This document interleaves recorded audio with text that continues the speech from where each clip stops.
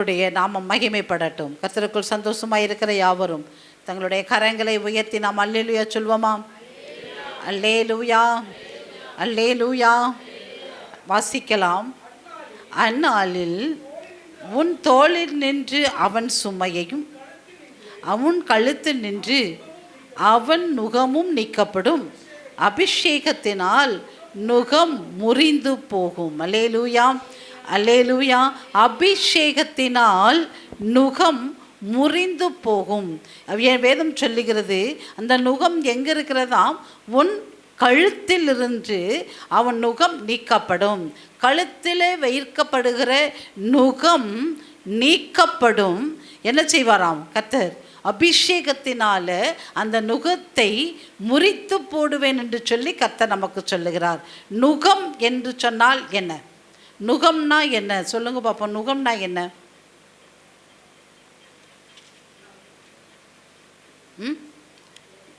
நுகம் நமக்குள்ள இருக்கிற பாரம். அது மாத்திரமல்ல, நாம் சுமக்கிற சுமைகள். அந்த நுகத்தடியை தேவன் முறித்து போட விரும்புகிறார். நம் கழுத்திலே அந்த நுகத்தை வைத்து பாருங்க. சரித்திரம் சொல்லுகிறது, பிரான்ஸ் நாட்டு மக்களும் ஆப்பிரிக்கா நாட்டு மக்களும் அமெரிக்காவிற்கு என்ன செஞ்சாங்களாம்? அடிமைகளாக வரும் பொழுது நுகத்தடிகளை சுமந்து கொண்டு வந்தார்களாம். அந்த நுகத்தடியை அடிமையின் வாழ்க்கைக்கு அது ஒரு உதாரணமாக இருக்கிறது. அடிமைத்தனத்தோடு கூட அந்த மக்கள் உள்ளே வந்தவர்கள் ஆபிரகாம் லிங்கன் என்கிற அந்த மனிதன் அதிபதியாய் மாறும் பொழுதுதான் அந்த அடிமைத்தனத்தை நீக்கி அந்த மக்களுடைய நுகத்தடியை அவர் மாற்றினார் என்று சொல்லி சரித்திரம் சொல்லுகிறது. அருமையான தேவனுடைய பிள்ளைகளே, நுகம் என்பது நம்மளுடைய அடிமைத்தனத்தை காண்பிக்கிறது. நாம் அடிமைத்தனத்திலே இருக்கிற இந்த நுகம் மாறாக இந்த அடிமைத்தனம் நம்மிடத்திலிருந்து எடுப்படும் பொழுதுதான் என்ன செய்ய முடியுமா? அந்த நுகம் நம்மை விட்டு மாறும். அல்லேலூயா. அந்த அடிமைத்தனத்தை மாற்றும்படியாகத்தான் இயேசு கிறிஸ்து இந்த பூமிக்கு வந்தார். வேதம் சொல்லுகிறது பாருங்க. ஏசாயா 9ஆம் அதிகாரத்தில் 6ஆம் வசனத்தில் விதமாய் சொல்லப்படுகிறது. இல்லை, 9ஆம் அதிகாரம்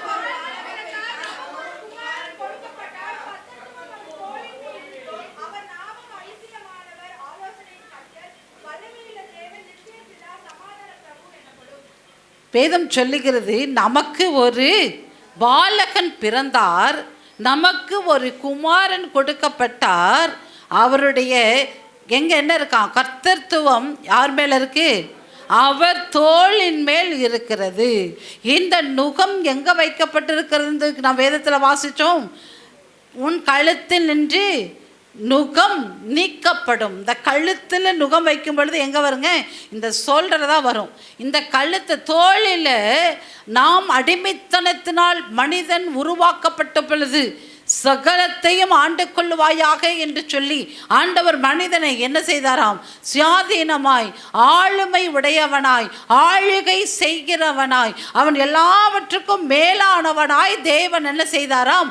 மனிதனை சிருஷ்டித்தார். ஆனால் அவனோ பிசாசுக்கு அடிமைத்தனமாகி பிசாசுனுடைய வார்த்தைக்கு செவி கொடுத்து ஆண்டவரை தள்ளிவிட்டபடியினால் அவனுடைய தோளிலே என்ன வந்து சேர்ந்தது? நுகம் வந்தது. அந்த நுகம் அந்த உலகத்திற்கு அடிமைத்தனமாய் என்ன செய்ததாம்? விளங்கினது என்று சொல்லி வேதம் சொல்லுகிறது.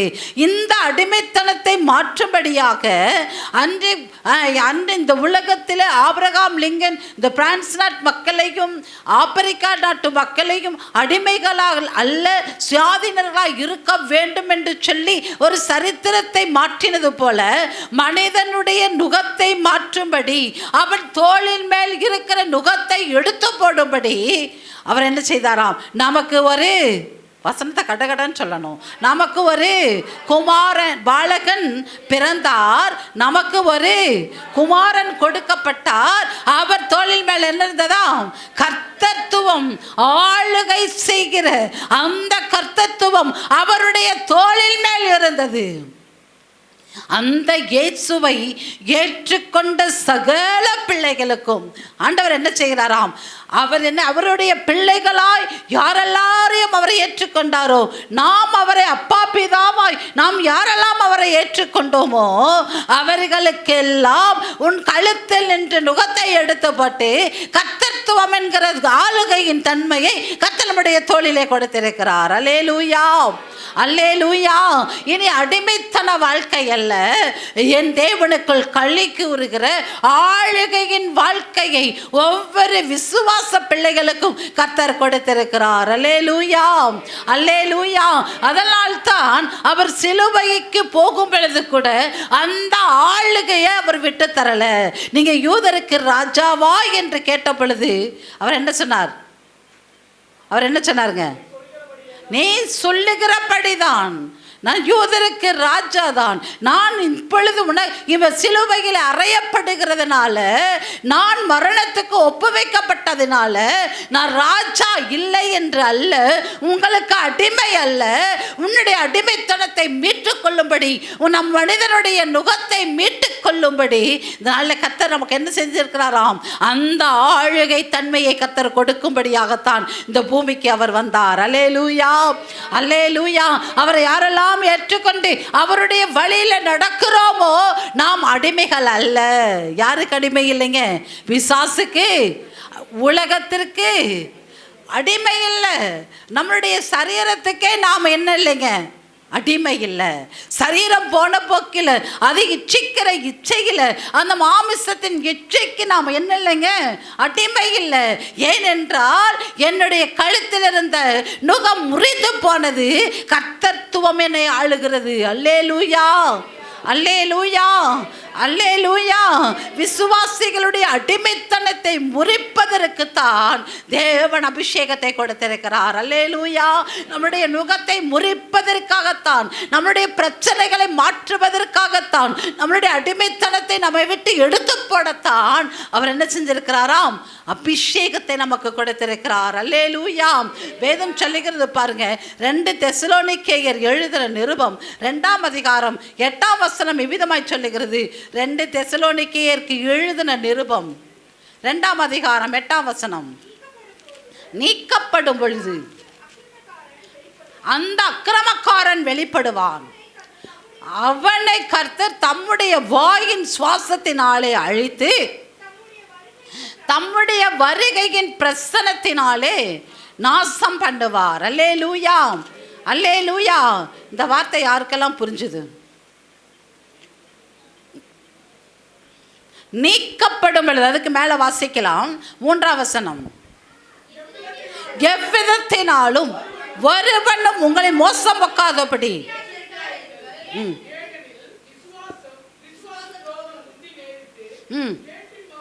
கேட்டின் மகனாகிய பாவம் மனுஷன் வெளிப்பட்டாலே வெளியே அந்த நாள் வராது.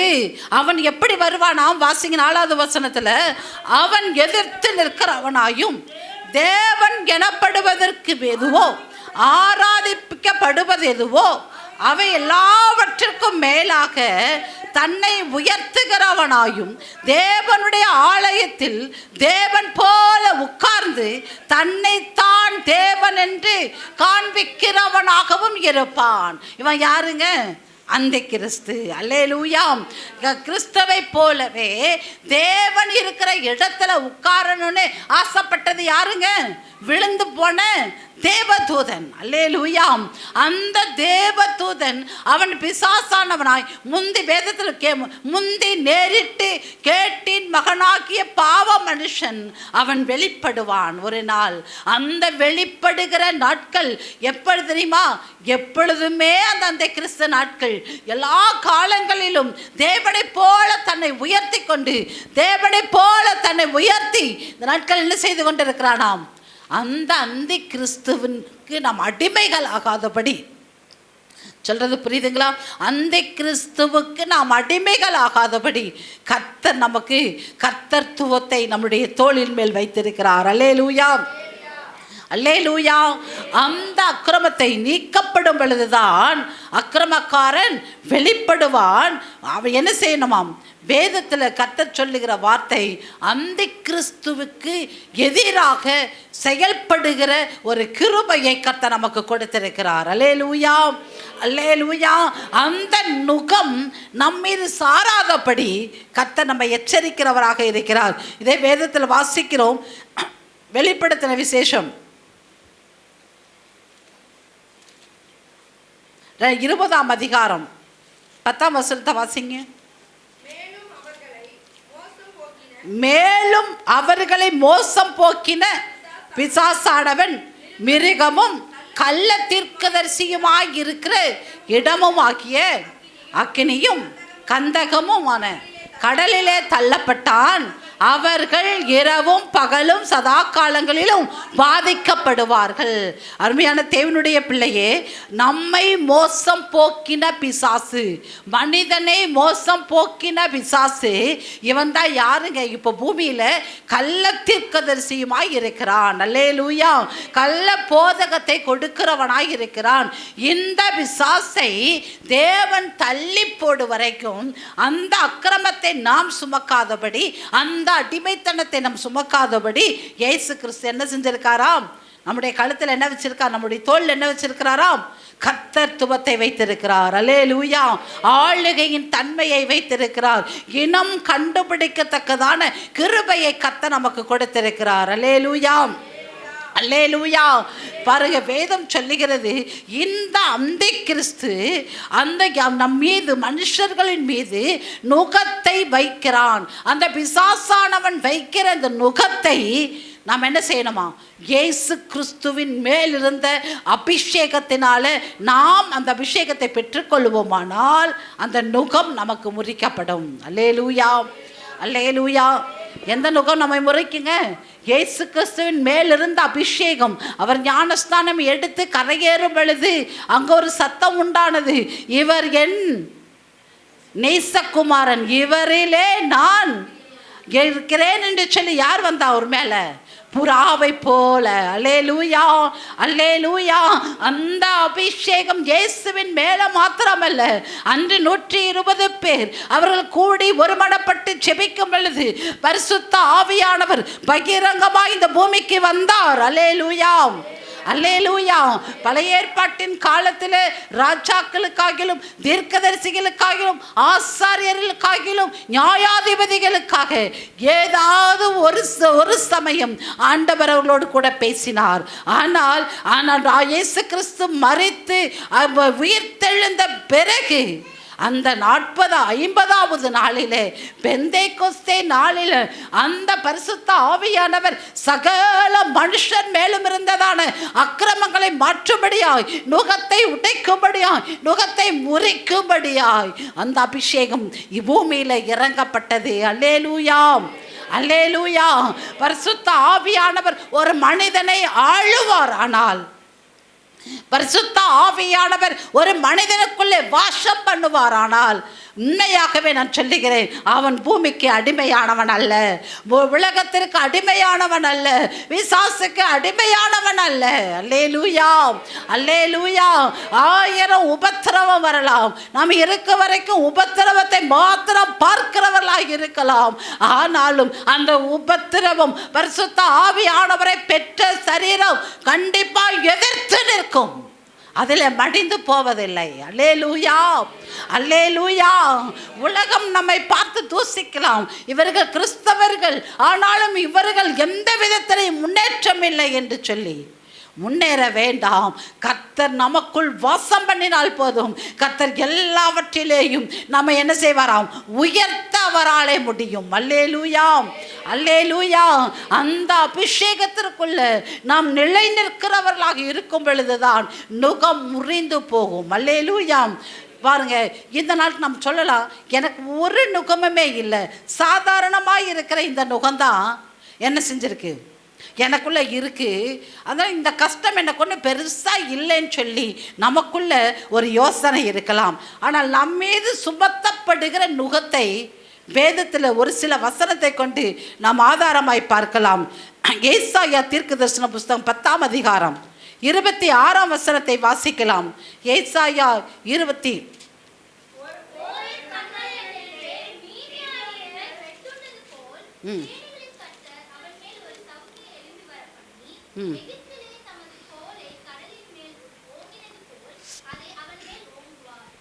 வேதம் சொல்லுகிறது, ஓரே கண்மலை அண்டையிலே மீதியானியர் வெட்டுண்டது போல் சேனைகளின் கர்த்தர் அவன் மேல் ஒரு சவுக்கை எழும்பி வர பண்ணி எகிப்திலே தமது கோலை கடலின் மேல் ஓங்கினது போல அதை அவன் மேல் ஓங்குவார். அல்லேலூயா. வேதத்தில் மீதியானியரை தேவன் எங்கு துரத்தினார் என்று சொல்லி நமக்கு எல்லாருக்கும் நன்றாக தெரியும். எங்க துரத்தினாருங்க? நியாயாதிபதிகளின் புஸ்தகம் 6ஆம் அதிகாரம் 5ஆம் வசனத்தை வாசிக்கலாம். நியாயாதிபதிகள் அவர்கள் தங்கள் மிருக ஜீவன்களோடும் தங்கள் கூடாரங்களோடும் வெட்டுக்கிளிகளைப் போலவும் திரளாய் வருவார்கள். அவர்களும் அவர்கள் ஒட்டகங்களும் எண்ணி முடியாததாயிருக்கும். இந்த பிரகாரமாக தேசத்தை கெடுத்துவிட அதிலே வருவார்கள். யார் வருவாங்க? 3ஆவது வசனத்தில் பாருங்க. சார் 2ஆம் வசனம், சாரிம்மா 2வது வருஷம். மீதியானியரின் கை இஸ்ரவேலின் மேல் பலத்தை கொண்டதனால் இஸ்ரவேல் புத்திரர் மீதியானியர் நிமித்தம் தங்களுக்கு மலைகள் உள்ள கெபிகளையும் குகைகளையும் அரணான ஸ்தலங்களையும் அடைக்கலங்களாக்கி கொண்டார்கள். இந்த மீதியானியருடைய கை இஸ்ரவேலுக்கு விரோதமாய் பலத்து கொண்டதினால், அவர்கள் மேன்மைப்பட்டதினால் அவர்கள் என்ன செய்வார்களாம்? இஸ்ரவேல் ஜனத்திற்குள் வந்து 5ஆம் வசனம் சொல்லுகிறது, அவர்கள் கூட்டமாய் வருவார்களாம். அவர்கள் எப்படி வருவார்களாம்? வெட்டுக்கிளியை போல வருவார்கள். வெட்டுக்கிளி அல்ல, வெட்டுக்கிளிகளை போல. வெட்டுக்கிளிகள் இங்கே நிறைய சூழ்ந்து வந்துருச்சுன்னா நம்ம என்ன செய்ய முடியாதுங்க. அதில் இருந்து நம்ம அது விடுவிக்கிறதுக்கு ரொம்ப கஷ்டம்தான். ஆனால் மீதியானுடைய கரம் பலந்து போனதுனால இஸ்ரவேல் மக்களிடத்தில் அவர்கள் வந்தாங்க. என்ன செஞ்சாங்களாம்?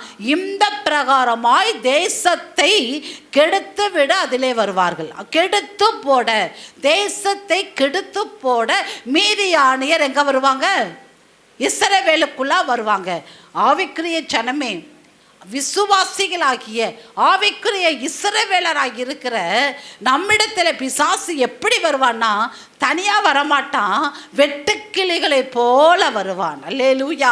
எதற்கு தெரியுமா? நம்முடைய ஆவிக்குரிய ஜீவியத்தை கெடுத்து போட வருவான். அல்லேலூயா, அல்லேலூயா, அல்லேலூயா. அப்பொழுது அந்த வெட்டுக்கிளிகளை போல இருந்த ஜனத்திலிருந்து விடுதலையாக்க அந்த ஆவிக்குரிய இஸ்ரவேல் மக்களிலிருந்து தேவன் ஒரு மனிதனை தெரிந்து கொண்டார். அல்லேலூயா. அவர்தான் யாருங்க? கிதியோன். அல்லேலூயா. இந்த மீதியானியருடைய கையிலிருந்து இஸ்ரவேல் மக்களை விடுவிக்க தேவன் தெரிந்து கொண்ட ஒரு மனிதன், அவர்தான் யாருங்க? கிதியோன். அந்த கிதியோனை தேவன் தெரிந்து கொண்டு யுத்தத்திற்கு புறப்பட்ட பொழுது அவனோடு கூட 22,000 பேர் வர்றாங்க. அப்போ ஆண்டவர் சொல்றார், இத்தனை பேர் வந்தா ஆண்டவருடைய நாமம் மகிமைப்படாது. அதனால் நீ சொல்லு, ஓரே கல்மலை அண்டையில் வந்தபோது அவன் சொல்லுகிறான், என்ன செய்யுங்க, மீதியானியரோடு வர முடியாது, சண்டை போட முடியாது, எனக்கு பயமாக இருக்குதுன்னு சொல்கிறவங்கெல்லாம், அந்த அடிமைத்தனத்திற்கு பயந்தவர்கள் எல்லாம் எங்கே போங்க? வீட்டுக்கு போங்கன்னு சொன்னாங்க. வீட்டுக்கு போங்கன்னு சொன்ன கொஞ்சம் பேர் மாத்திரம் அவனோடு கூட வர்றாங்க. அப்பொழுது அந்த ஜனத்தை பார்த்தும் ஆண்டவர் சொல்லுகிறார், இத்தனை பேர் மீதியானியர் எப்படி இருக்கிறாங்க? எப்படி இருக்கிறாங்க பார்க்கறதுக்கு? வெகு திரளாய், ஒட்டகங்களையும் எண்ண முடியாது, ஜனத்தையும் எண்ண முடியாது. அவர்கள் எப்படி இருக்கிறாங்க? வெட்டுக்கிளிகளை போல இருக்காங்க. அப்படி வெட்டுக்கிளிகளை போல இருக்கிற இந்த ஜனத்தை துரத்த ஆண்டவர் தெரிந்து கொண்ட ஜனங்கள் எத்தனை பேர் தெரியுமா? எத்தனை பேருங்க? சொல்லுங்களேன், சத்தமாக சொல்லுங்களேன். எத்தனை பேரை தெரிஞ்சிருக்காரு? 300 பேரை தேவன் தெரிந்தார். அந்த 300 பேர் எப்படிப்பட்டவர்கள்? யுத்தத்திற்கு பழக்குவிக்கப்பட்டவர்கள் என்று வேதம் சொல்லல. அவர்கள் ஜாக்கிரதையாய் இருந்தவர்கள். அவர்கள் எப்படி இருந்தாங்களாம்? ஆண்டவர் தண்ணீர் தாகம் எடுக்கிறது. ஆண்டவர் ஒரு டெஸ்ட் வைக்கிறார். என்ன தெரியுமா? யார் எல்லாத்தையும் போய் தண்ணீர் குடிக்க சொல்லி, யார் முழங்கால் ஊன்றி தண்ணீர் குடிக்கிறாங்களோ என்ன செய்யாத, அவங்களெல்லாம் ரிஜெக்ட் பண்ணு, அவங்களெல்லாம் வெளியே அனுப்பிச்சிரு. ஆனால் என்ன பண்ணணும்? தண்ணீரை எடுத்து நக்கி, நாயை போல நக்கி குடிக்கிற மனிதர்களை தெரிந்து கொள் என்று சொல்லி வேதம் சொல்லுகிறது. நாயை போல தண்ணி குடிக்கிற மக்கள். ஏன் ஆண்டவர் இந்த வார்த்தையை உச்சரித்தார் என்று சொல்லி நமக்குள்ள நிறைய கேள்விகள் இருக்கலாம். ஆனால் எனக்கு ஒரு வார்த்தை இதிலிருந்து வெளிப்பட்டது. முழங்கால் ஊன்றி தண்ணீரை மொண்டு குடிக்கும் பொழுது நான் சொல்லுகிறேன், அவர்களெல்லாம் யாருங்க? யுத்த புருஷர்கள், யுத்தத்திற்கு போகிறவர்கள். முழங்கால் ஊன முடியாது. எப்படி என்றால் அவங்களுடைய எல்லா ஆயுதங்களும் அவர்களுக்குள் இருக்குமானால், கேடகத்தை பிடித்திருப்பார்களானால் அந்த கேடகத்தை என்ன செய்ய முடியாது? கீழே வச்சுட்டு வரக்கூடாது.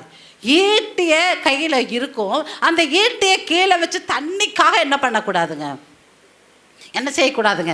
அதெல்லாம் ஒரு ஓரத்தில், அந்த யுத்தத்துக்குரிய ஆயுதங்களை ஒரு ஓரத்தில் கழட்டி வச்சுட்டு தான் அவங்க என்ன செஞ்சுருப்பாங்க? முழங்கால் போட்டு தண்ணீர் குடிச்சிருப்பாங்க. ஆனால் இந்த நக்கி குடித்த மனிதர்களை யோசிச்சு பாருங்க, அவங்க என்ன செஞ்சுருப்பாங்க? அவர்கள் எதையும் கழட்டி வச்சிருக்க மாட்டாங்க. தண்ணீரை எடுத்து அவர்களால் குடிக்க கூட முடியாது. ஏனென்றால் அவர்கிட்ட என்ன இருக்குங்க?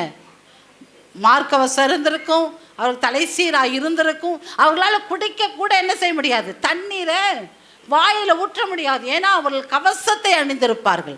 அந்த யுத்தத்துக்குரிய எல்லா ஆயுதங்களும் அவர்களிடத்தில் இருந்திருக்கும். அப்படி இருக்கிற இந்த சூழ்நிலையில் அவர்கள் அந்த தண்ணீரை என்ன செஞ்சாங்க? இப்படி வாயில் ஊற்றினோம்னா எப்படி போகும்? எல்லாம் நனைஞ்சு உள்ள நனையும். அதனால் அவங்க என்ன பண்ணியிருக்கிறாங்க? நாயை போல நக்கி குடித்திருக்கலாம் என்று சொல்லி, இது என்னுடைய எண்ணம். அல்லேலூயா. அந்த ஆயுதங்களை கீழே வைக்காமல் எச்சரிக்கையாக இருந்த மனிதர்களைத்தான் ஆண்டவர் யுத்தத்துக்கென்று தெரிந்து கொண்டார். அல்லேலூயா, அல்லேலூயா. கர்த்தர் நம்மை இந்த உலகத்தின் அடிமைத்தனத்தில் ஒரு யுத்தம் செய்யணும். அந்த யுத்தத்திற்கு அது மாமிசத்தோடும் அல்ல, இரத்தத்தோடும் அல்ல, அது துரைத்தனங்களோடும் அதிகாரங்களோடும் இப்பிரபஞ்சத்தின் அந்தகார லோகாதிபதிகளோடும் வான மண்டலங்களில் உள்ள பொல்லாத ஆவியின் சேனைகளோடும் நமக்கு என்ன உண்டு? போராட்டம் உண்டு. இந்த போராட்டத்தில் ஜெயிக்க வேண்டுமானால் இரட்சண்யம் என்னும் தலைசீராவை, விசுவாசம் என்னும் கேடகத்தை என்ன செய்யணுங்க? சத்தியம் என்னும் இடைக்கட்சியை, ஆயத்தம் என்னும் பாதரட்சையை, நீதி என்னும் மார்க்கவசத்தை அணிந்தவர்களாக இருக்கணும். நமக்கு வருகிற உபத்திரவத்தில், நமக்கு வருகிற போராட்டத்தில் நமக்கு தாகம் உண்டாகும். அந்த தாகத்திற்காய் இவைகளை கலற்றி வைக்கிறவர்களாக இருப்போமானால் நாம் யுத்தத்திற்கு பழக்குவிக்கப்பட்டவர்கள் அல்ல. அல்லேலூயா. நம்முடைய சொந்த வேலைக்காய், சொந்த காரியத்திற்காய் ஆவிக்குரிய ஜீவியத்தை நாம் கெடுத்து கொள்ளக்கூடாது. அல்லேலூயா, அல்லேலூயா, அல்லேலூயா. தேசத்தை கெடுக்கிற மீதியானியர் அவர்கள் வந்து தேசத்தை கெடுத்து கொண்டு போனாங்க. அவர்கள் திரளாய் விதைத்து அவர்கள் கோதுமை அறுக்கும் பொழுது அந்த ஆலைகளுக்குள்ளாய், கோதுமையினுடைய களஞ்சியத்திற்குள்ளாய் அவர்கள் வந்து என்ன செய்வாங்க? எல்லாவற்றையும் எடுத்துகிட்டு போயிடுவாங்க. இது எவ்வளவு பயமான காரியம்! இஸ்ரவேல் மக்கள் எப்படி ஒரு நடுக்கத்தில் இருந்திருப்பாங்க. அந்த ஜனத்தை ரட்சிக்கும்படியாய் கர்த்தர் கிதியோனை தெரிந்து கொண்டது போல, கர்த்தர் இந்த பூமியில அடிமைத்தனமாய் இருக்கிற ஜனங்களை ரட்சிக்கும்படியாய் கர்த்தர் உங்களையும் என்னையும் தெரிந்து கொண்டிருக்கிறார். அல்லேலூயா, அல்லேலூயா. நாம் ஆவிக்குரியவர்களாய், ஆவிக்குரிய ஆயுதங்களை தரித்தவர்களாய், என்றைக்கும் போராட போர் வீரர்களாய் நாம் இருக்கணும். அதனால தான் கொரிந்தியருக்கு எழுதின நிருபத்தில் அப்போஸ்தலனாகிய பவுல் சொல்லுகிறார், என்னுடைய போர் ஆயுதங்கள் எல்லாம் மாமிசத்துக்கு ஏற்றவைகளாய் இராமல் அரணை நிர்மூலமாக்குகிறதற்கு ஆவிக்கேற்றதாய் இருக்கிறது. அல்லேலூயா, அல்லேலூயா. நம்மளுடைய போர் ஆயுதம் ஈட்டியும் கம்பும் அல்ல. நம்முடைய போர் ஆயுதம் மாமிசத்துக்குரியது அல்ல. நம்முடைய போர் ஆயுதம் ஆவிக்குரியதாய் இருக்க வேண்டும். அல்லேலூயா, அல்லேலூயா, அல்லேலூயா. அந்த போராயுதத்தை எடுத்துக்கொள்ளுவோமானால் மீதியானைய நம்மை ஜெயிக்க முடியாது. பாருங்க, அந்த வசனம் அழகா ஒன்று சொல்லும் பாருங்களேன். இந்த வசனத்தை பார்த்தீங்கன்னா வாசிங்களேன். நியாயாதிபதி 7ஆம் அதிகாரம் 12வது வசனம். அமலேக்கியரும் சகல கிழக்கத்தி புத்திரரும் வெட்டுக்கிளிகளைப் போல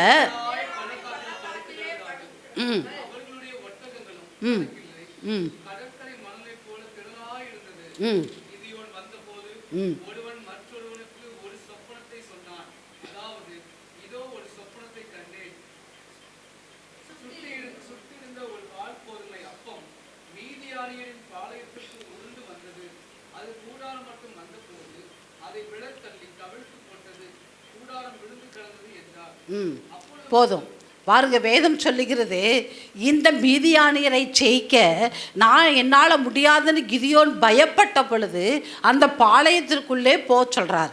அந்த பாளையத்துக்குள்ளே போனோன்னே அந்த திரளாயிருக்கிற ஜனங்களுக்குள்ள 2 பேர் மட்டும் பேசிகிட்டு இருக்காங்க. கண்டிப்பாய் இந்த ஜனத்தை ஆண்டவர் என்ன செஞ்சிருக்காராம், எப்படி இருக்குமா, சுட்டு கட்டி இருந்த ஒரு வாட்கோதுமை அப்பம் மீதியானின் பாளையத்துக்கு உருண்டு வந்தது. அது கூடாரம் மட்டும் வந்தபோது அதை தள்ளி கவிழ்த்து போட்டது. கூடாரமும் விழுந்து கடந்தது. இந்த சொப்பனம் பாருங்க, இது யார் மூலமா வெளிப்படுத்துறாரு? அந்த யுத்தத்திற்கும் அந்த வெட்டுக்கிளிகளைப் போல இருந்த ஜனத்தில் ஒரு மனிதனுக்கு ஆண்டவர் பேசுகிறார். இவர் பேசுகிறதை யார் கேட்டாங்க?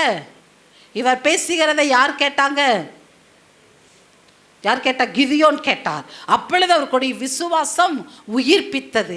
அவர் மீண்டும் என்ன செய்கிறாருங்க, அவன் ஜாமக்காரரை மாற்றி வைத்து அவர் கிதியோனின் பட்டயம் என்று சொல்லி கர்த்தருடைய பட்டயம் கிதியோனின் பட்டயம் என்ற அந்த பானையை உடைக்கிற சத்தத்தை கேட்டு அந்த மீதியானியர் என்ன செஞ்சாங்க, ஒரு மனுஷன் ஒருவனை துரத்துவது போல அந்த வெட்டுக்கிளிகளைப் போல இருந்த ஜனங்கள் துரத்தப்பட்டார்கள். அல்லேலூயா, அல்லேலூயா.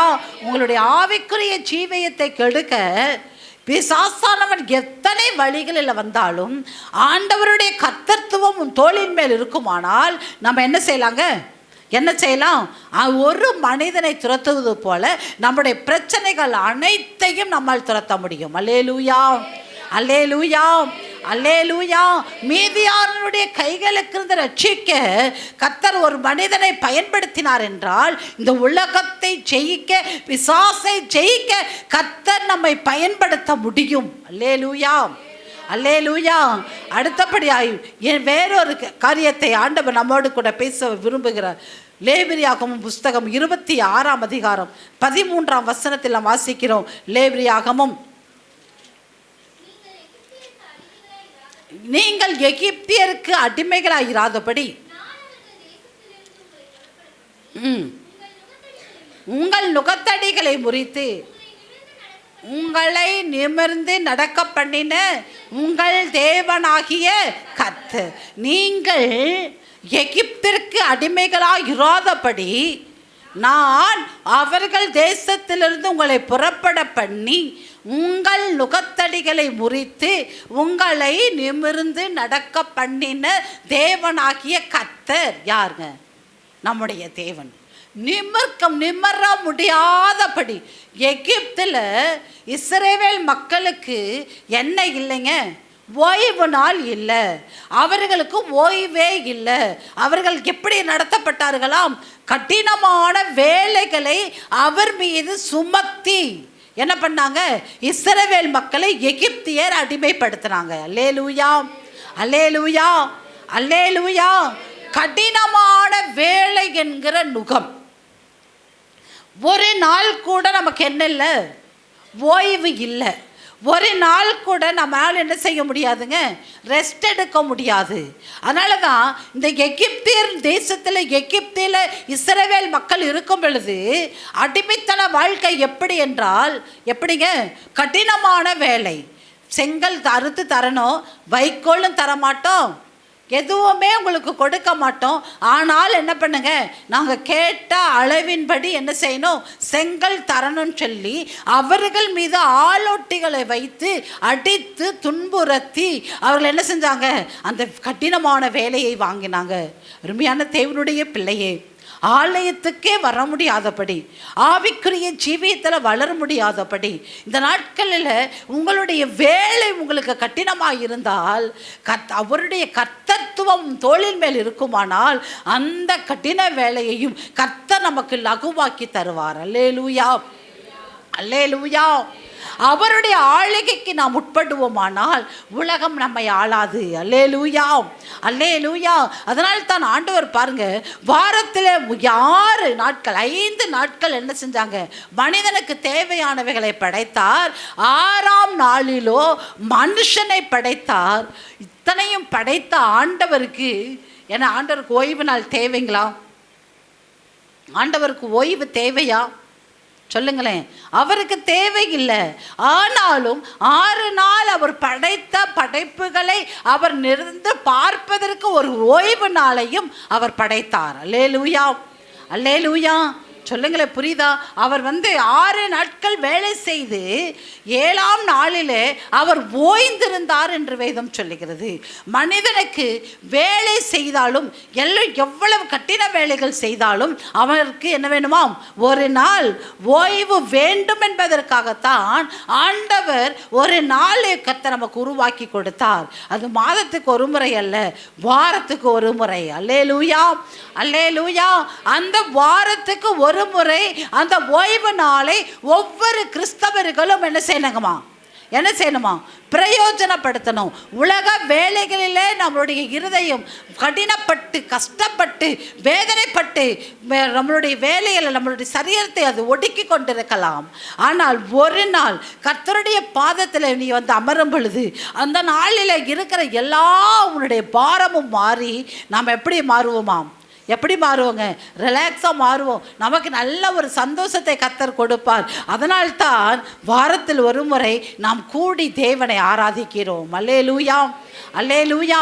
இந்த ஆராதனையை யாரும் என்ன செய்யக்கூடாதுங்க, அசட்டை பண்ணக்கூடாது. அவங்களுடைய வேலையின் நிமித்தம் என்று சொல்லி ஆண்டவருக்கு சாக்கு சொல்லக்கூடாது.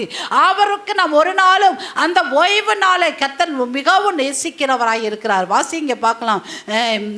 யாத்ராகமத்தின் புஸ்தகம் 20ஆம் அதிகாரத்தில் ஓய்வு நாளை குறித்து சொல்லியிருக்கோம் பாருங்களேன். 8ஆம் வசனம். 8 ஓய்வு நாளை பரிசுத்தமாய் ஆசரிக்க 6 நாளும் நீ வேலை செய்து உன் கிரியைகள் எல்லாம் நடப்பிப்பாயாக. 7ஆம் நாளோ உன் தேவனாகிய கர்த்தருடைய ஓய்வு நாள். அதிலே நீயானாலும் உன் குமாரனானாலும் உன் குமாரத்தை ஆனாலும் வேலைக்காரனானாலும் உன் வேலைக்காரியானாலும் உன் மிருக ஜீவனானாலும் உன் வாசலில் இருக்கிற அன்னையனானாலும் யாதொரு வேலையும் செய்ய வேண்டாம். 6 நாளைக்குள்ளே வானத்தையும் பூமியையும் சமுத்திரத்தையும்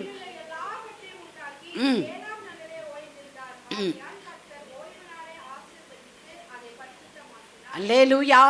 ஓய்வு நாளை கர்த்தர் ஆசீர்வதித்து அதை பரிசுத்தமாக்கினார். அல்லேலூயா. கர்த்தரை தொழுது கொள்ளுகிற இந்த ஆராதனையின் நாளை நாம் அசட்டை பண்ணக்கூடாது. அல்லேலூயா, அல்லேலூயா.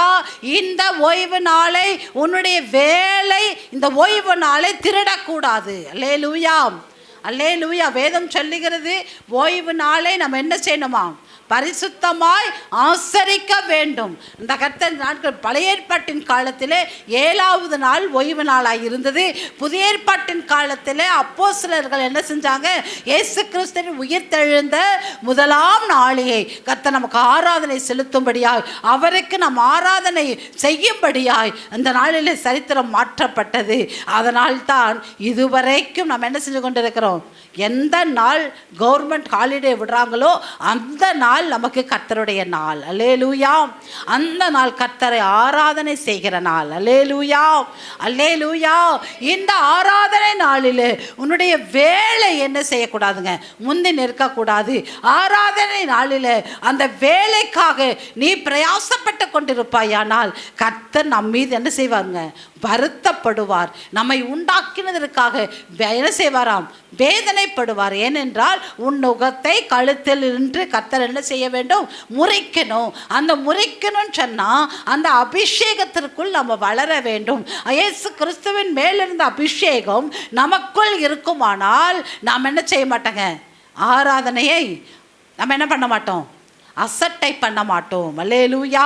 இந்த கடின வேளையிலிருந்து, எகிப்துக்கு அடிமையாக இருந்த வேளையிலிருந்து இந்த இஸ்ரவேல் மக்களை என்ன செய்தாராம், ஆண்டவர் ஓய்வு நாளை ஆசரிக்கும்படியாக, கர்த்தருக்கு ஆராதனை செலுத்தும்படியாக, கர்த்தருக்கு பலி செலுத்தும்படியாக எகிப்தை விட்டு அவர் எப்படி புறப்பட பண்ணினாராம், மிகுந்த ஆரவாரத்தோடு சந்தோஷத்தோடு மிகுந்த பெண்ணினாலும் பொன்னினும் நிறைந்தவர்களாய் அவர்கள் என்ன செஞ்சாங்க, அந்த எகிப்தை விட்டு வந்தாங்க.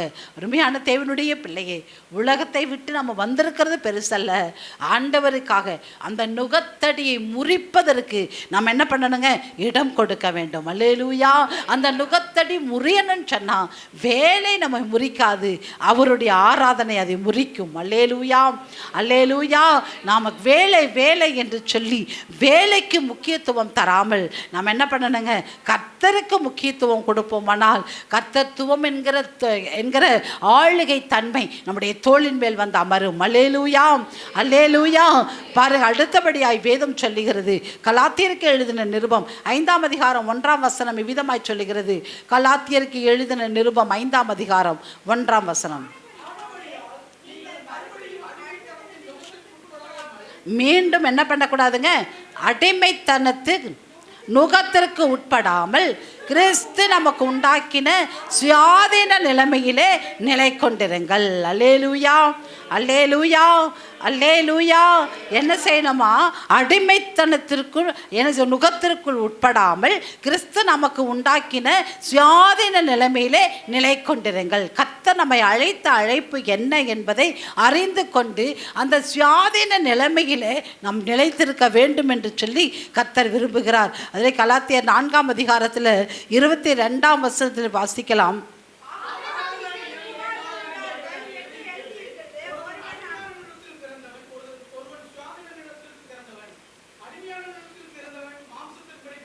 அடிமையானவனிடத்தில் பிறந்தவன் மாமிசத்தின்படி பிறந்தவன், சுயாதீனம் உள்ளிடத்தில் பிறந்தவன் வாக்குத்தத்தத்தின்படி பிறந்தான். 28ஆம் வசனம். சகோதரரே, நாம் ஈசாக்கை போல வாக்குத்தத்தத்து பிள்ளைகளாய் இருக்கிறோம். அல்லேலூயா. வாக்குத்தத்தத்தின் பிள்ளைகளாய் இருக்கிற நாம், ஆபிரகாமின் சந்ததியாய் இருக்க வேண்டும் என்று விரும்புகிற நாம் எப்படி இருக்கணுமா, நுகத்திற்கு 5ஆம் அதிகாரத்தில் வாசித்தோம், அடிமைத்தனத்தின் நுகத்திற்கு உட்படாமல் என்ன பண்ணணுமா, கிறிஸ்து நமக்கு உண்டாக்கின சுயாதீன நிலைமையிலே நிலை கொண்டிருக்க வேண்டும். நாம் நிலை கொண்டிருக்க வேண்டுமானால் மாமிசத்துக்கு உட்பட்டவர்கள் அல்ல, நாம் எப்படிப்பட்டவர்களாம், சுயாதீனம் உள்ளவிடத்தில் பிறந்தபடினால நாம் எப்படி சுயாதீனத்திற்கு உட்பட்டவர்கள், வாக்குத்தத்தத்துக்கு உட்பட்டவர்கள். வாக்குத்தத்தம் நாம் ஈசாக்கை போல வாக்குத்தத்தத்தின் பிள்ளைகளாக இருக்கிறபடினால நாம் என்ன செய்யணுங்க, மாமிசத்தின்படி பிறந்தவர்களாய் இருந்தாலும் கர்த்தர் நம்மை ஆவியின்படி பிறந்தவர்களாய் தேவன் மாற்றியிருக்கிறபடினால நாம் என்ன செய்யணுங்க, அடிமைத்தனத்தின் வாழ்க்கைக்கு மீண்டும் உள்ளே போகக்கூடாது. அல்லேலூயா. யாரெல்லாம் சுயாதீனமாய் வாழ விரும்புகிறீங்க, ஒரு அல்லேலூயா சொல்லுங்களேன். சுயாதீனமாய் வாழ விரும்புகிறவங்க, கிறிஸ்துவுக்குள்ள சுயாதீனமாய் இருக்க விரும்புகிறவங்க சொல்லுங்களேன். நான் உலகத்தின் வேலைக்கு அடிமைப்பட மாட்டேன் என்று இந்த நாளில் என்ன செய்யுங்க, நமக்குள்ள ஒரு தீர்மானம் பண்ணுங்க. மீதியானியரை போல நமக்கு எதிரே வருகிற வெட்டுக்கிளிகளைப் போல வருகிற துன்பத்தை கர்த்தர் நாட்கள் என்ன செய்கிறாராம், நம்மை விட்டு துரத்தி விட அவர் விரும்புகிறார், நம்மை துரத்திவிட விரும்புகிறார். ஆனால் நாம் இந்த நாட்களில் நுகத்தை சுமந்தவர்களாய் அதற்கு அடிமைப்பட்டு போகாதபடி, அடிமைத்தன வாழ்க்கை அல்ல. ஏனென்றால் நாம் மாமிசத்துக்கு என்று பிறந்தவர்களாய் இருந்தாலும், மாமிசத்தின்படி பிறந்தவர்களாய் இருந்தாலும் நாம் ஆவிக்கென்று பிறந்தவர்களாய் மாறினபடினால நாம் ஆபிரகாமின் சந்ததியாய் கர்த்தர் தெரிந்து கொண்டிருக்கிறபடினால் நாம் சுயாதீனம் உள்ளவர்கள். கிறிஸ்துவுக்குள்ளாக நாம் யாருங்க, சுயாதீனம் உள்ளவர்களாய் நிலை கொண்டிருங்கள் என்று வேதம் சொல்லுகிறது. இதில் நாம் நிலைப்போமானால் உலகத்தின் வேலையாயிருக்கட்டும், உலகத்தின் பிரச்சனைகளாயிருக்கட்டும், சரீர பலவீனங்களாக இருக்கட்டும், எதுவாக இருந்தாலும் கர்த்தர் என்ன செய்வாராம்? எல்லாவற்றின் நுகத்தடிகளையும் இந்த அபிஷேகம் நம்ம என்ன செய்யுமாம்? முறிக்கப்பட்டு நாம் கர்த்தருக்குள் எழும்ப கர்த்தர் கிருபை செய்வார். வேதம் சொல்லுகிறது, அபிஷேகத்தினால் நுகங்கள் முறிந்து போகும். அபிஷேகத்தை பெற்றுக்கொண்டு நுகத்தை முறிக்க கர்த்தர் நமக்கு கிருபை செய்வாராக. யாவரும் முழங்கால் படியிட்டு நம்மை நாமே ஆராய்ந்து பார்ப்போம். அபிஷேகத்தினால் நுகம் முறிந்து போகும். நுகம் என்பது அடிமைத்தனம். நாம் எதற்கெல்லாம் அடிமைத்தனமாக இருக்கிறோம்? பாவத்திற்கு அடிமையாயிருக்கிறோமா? கவலைக்கு அடிமையாயிருக்கிறோமா? பாரத்திற்கு அடிமையாயிருக்கிறோமா? குடும்பத்தில் வருகிற பிரச்சனைகளுக்கு அடிமையாயிருக்கிறோமா? கடன் பிரச்சனைக்கு அடிமையாயிருக்கிறோமா? பிசாசுக்கு அடிமையாயிருக்கிறோமா? எதற்கு நாம் அடிமையாயிருக்கிறோம்? இந்த நாளில் நீங்கள் உங்களை ஆராய்ந்து பாருங்கள். ஆண்டவர் சமூகத்தில் ஒப்பு கொடுங்க.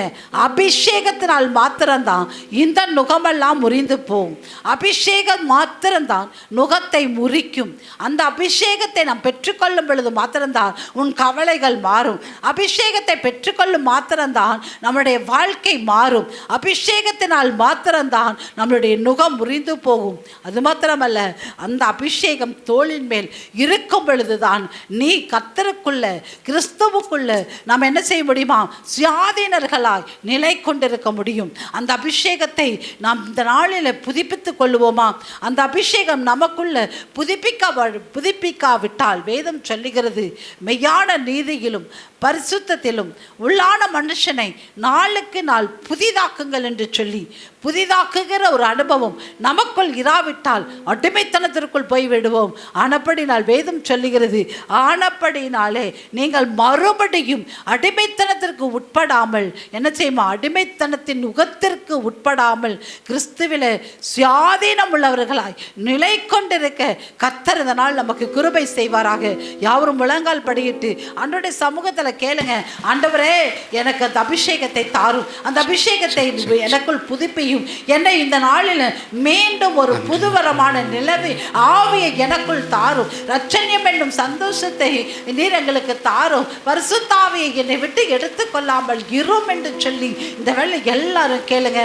எல்லாருடைய வாயும் திறக்கப்படட்டும். ஆண்டவரே, நுகம் என்னை மேற்கொள்ளக்கூடாது, பாரம் என்னை மேற்கொள்ளக்கூடாது, கண்ணீர் என்னை மேற்கொள்ளக்கூடாது, உலக கவலை என்னை மேற்கொள்ளக்கூடாது. அதற்கு நான் அடிமை அல்ல. வாயை திறந்து சொல்லுங்க. கடனுக்கு அடிமைப்பட்டவங்க சொல்லுங்க, நான் கடனுக்கு இனி அடிமையா இருக்க மாட்டேன். கவலைக்கு அடிமைப்பட்டவங்க சொல்லுங்க, இனி நான் கவலையா இருக்க மாட்டேன்.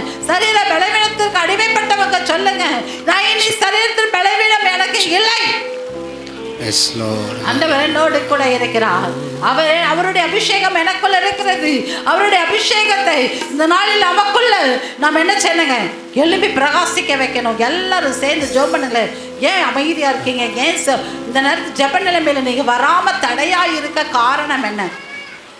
ஏன் ஜெபிக்க உன்னுடைய நுகம் உங்களை ஏன் உங்கள் கழுத்தின் மேல் வைக்கிறது? எகிப்தினுடைய இஸ்ரவேல் மக்கள் நுகத்துக்கு அடிமையாக இருந்தாங்க. ஆண்டவர் சொன்னார், அதிலிருந்து விடுதலையாக்கி உன் தலையை நிமிர வைப்பேன் என்று சொல்லி அவர் நிமிர வைத்து ஓய்வு நாளை ஆசரிக்க அவர் நேரத்தை கொடுத்த தேவன் அல்லவா? அவர்தான் நம்முடைய தேவன். உன்னை நிமிர வைக்கிறவர் அவர்தான். நிமிர வைக்கீங்கன்னு சொல்லி கேளுங்க.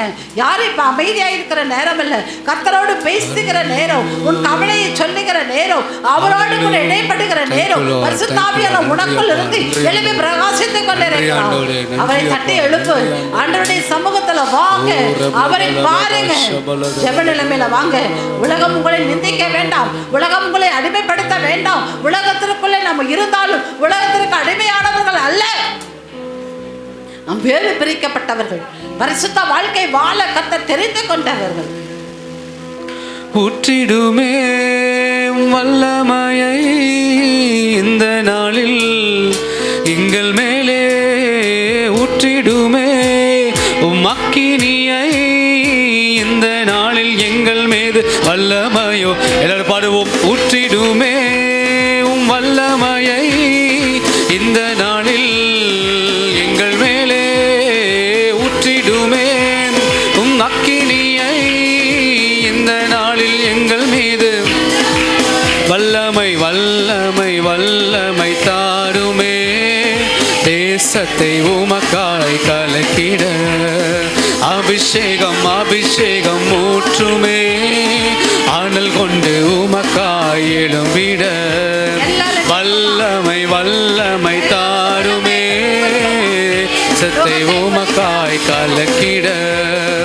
அபிஷேகம் அபிஷேகம் ஊற்றுமே, அனல் கொண்டு உமக்காய் எழும்பிட. பெந்தேகொஸ்தே நாளில் செய்தது போல அக்கினியின் நாவுகள் பொழிந்திடுமே. பெந்தேகொஸ்தே நாளில் அக்கினியின் நாவுகள் பொழிந்திடுமே. அப்போஸ்தல நாட்களில் செய்தது போல என்றும் செய்ய வேண்டுமே. அப்போஸ்தல நாட்களில் செய்தது போல என்றும் செய்ய வேண்டுமே. ஊற்றிடுமே ஊற்றிடுமே வல்லமையை இந்த நாளில் எங்கள் மேலே ஊற்றிடுமே. அக்கினியை இந்த நாளில் எங்கள் மீது வல்லமையோடு வல்லமை வல்லமை தாருமே, தேசத்தை உமக்காய் கலக்கிட. அபிஷேகம் அபிஷேகம் ஊற்றுமே, அனல் கொண்டு உமக்காய். மாம்சமான யாவர் மேலும் ஊற்றுவேன் என்று வாக்குத்தத்த ஆவியை ஊற்ற வேண்டுமே. மாம்சமான யாவர் மேலும் வாக்கு தந்த ஆவியை எங்கள் மீது ஊற்ற வேண்டுமே. ஆமென். நீச்சலாலம் கொண்டு சென்று நீங்க செய்யுமே, நதியாய் பாய்ந்திடுமே. நீச்சலாலம் கொண்டு சென்று நீங்க செய்யுமே, நதியாய் பாய்ந்திடுமே. ஊற்றிடுமே உம் வல்லமையை இந்த நாளில் எங்கள் மேலே ஊற்றிடுமே. உம் அக்கினியை இந்த நாளில் எங்கள் மீது வல்லமையோடே வல்லமை வல்லமை தாருமே, தேசத்தை உமக்காய் கலக்கிட. அபிஷேகம் அபிஷேகம் ஊற்றுமே, அனல் கொண்டு உமக்காய் எழும்பிட. வல்லமை வல்லமை தாருமே, தேசத்தை உமக்காய் கலக்கிட. அபிஷேகம் அபிஷேகம் ஊற்றுமே, அனல் கொண்டு உமக்காய் எழும்பிட. அற்புதங்கள் அற்புதங்கள் திடலாய் நடந்திடவே, அற்புதத்தின் ஆவியை வந்திடுமே. அற்புதங்கள் அற்புதத்தின் ஆவியை வந்திடுமே. அந்தகார சங்கிலி அருந்திடவே, அக்கினியை ஊற்றிடுமே. அந்தகார சங்கிலிகள் அருந்திடவே, அக்கினியை ஊற்றிடுமே ஊற்றிடுமே. உங்க வல்லமை ஊற்றுங்கப்பா எங்கள் சபைகளிலே. உங்களுடைய வல்லமை கிதியோன் மீது உங்களுடைய ஆவி ஊற்றப்பட்டது போல, ஓ ஆவியானவரே, உங்க அக்கினியை ஊற்றுவீராக இந்த நாளில் எங்கள் ஒவ்வொரு மீதும் இப்பொழுது உங்களுடைய வல்லமை வல்லமை வல்லமை தாருமே.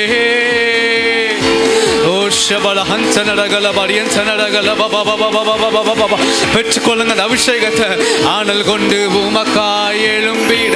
வல்லமை வல்லமை வல்லமை தாருமே.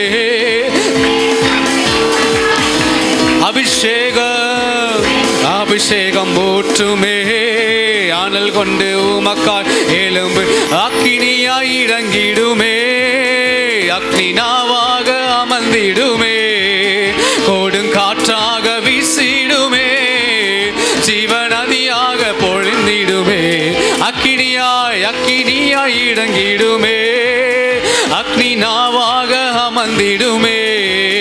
பெருங்காற்றாக வீசிடுமே, ஜீவநதியாக பாய்ந்திடும். அற்புதங்கள் திடலாய் நடந்திடவே, அற்புதத்தின் ஆவி ஒவ்வொருவருக்கும் அற்புதத்தை செய்யும்படியாக நாங்கள் வேண்டுகிறோம். அற்புதத்தின் ஆவியை வந்திடுமே. அந்த கார சங்கிலிகள் இப்பொழுது அறுக்கப்படுவதாக, எல்லா அந்த கார சங்கிலிகளும் அறுக்கப்படுவதாக இயேசுவின் நாமத்தினாலே. எல்லா அந்த கால பலவீனங்கள் இயேசுவின் நாமத்தினாலே ஊற்றிடுமே ஊற்றிடுமே வல்லமையை ஷபல ஹன்சனரகல உம் அக்கினியை இந்த நாளில் எங்கள் மீது ஊற்றிடுமே ஊற்றிடுமே உம் வல்லமையை இந்த நாளில் ஊற்றிடுமே அக்கினியை இந்த நாளில் வல்லமை வல்லமை வல்லமை வல்லமை தாருமே தேசத்தை உமக்காய் ஆமென் அபிஷேகம் அபிஷேகம் ஊற்றுமே ஆனல் கொண்டு எழும்பிட வல்லமை வல்லமை தாருமே பெற்றுக்கொள்ளுங்க அந்த அபிஷேகத்தை அபிஷேகத்தை பெற்றுக்கொள்ளவில்லை என்று சொன்னா இன்னைக்கு உங்களை ஒப்பு கொடுங்க எல்லாரும் கேளுங்க என்னை அபிஷேகிங்கப்பா என்னை புதுப்பியுங்கப்பா இன்று நாளிலே எங்களை மீண்டுமா திரும்ப எழும்படியாக பலன் தருவீராக திரும்ப அந்த ஆவின் பலனினால என்னை நிரப்புவீராக ஓ என்னை நிரப்புவீராக என்னை பயன்படுத்துவீராக இந்த வேளையில் பெற்றுக்கொள்ளுங்க அந்த அபிஷேகத்தை ஓ வல்லமை அந்த ஆவியானவர் அந்த அபிஷேகம் ஓ வல்லமையை பெற்றுக்கொள்வீர்களாக அபிஷேகம் அபிஷேகம் ஊற்றுமே ஆனல் கொண்டு உமக்காய் எழும்பிட ஹalleluya ஹalleluya ஹalleluya ரகலபல ஹன்சன ரகலப ஷபபலகன மஹன்சன ரகலபல நுகத்தை முறிக்கும்படியா அந்த அபிஷேகம் நமக்குள் இருந்து கிரியை நடப்பிப்பார் பரிசுத்த ஆவியானவர் நமக்குள்ள மெய்யான நீதியிலும் பரிசுத்தத்திலும் நம்மளான மனுஷனை ஒவ்வொரு நாளும் புதிதாக்கி கொண்டிருப்போமானால் நமக்கு அடிமைத்தன வாழ்க்கை அல்ல கர்த்தர் எல்லாவற்றிலும் வெற்றி சிறந்த வாழ்க்கையை கர்த்தர் கட்டளையிடுகிற தேவனாய் இருக்கிறார் இந்த நாளிலிருந்து ஆண்டவரே பரிசுத்த ஆவியானவர் என்னிலே வாசம் பண்ணுவீராக என்று சொல்லி அவருக்குள் நம்மை ஒப்பு கொடுப்போமானால் அந்த அடிமைத்தனத்தின் நுகத்தை நம்முடைய கழுத்தில் நின்றே கர்த்தர் நீக்கி போடுவார் அவர் மாற்றுகிறவர் நம்முடைய தேவன்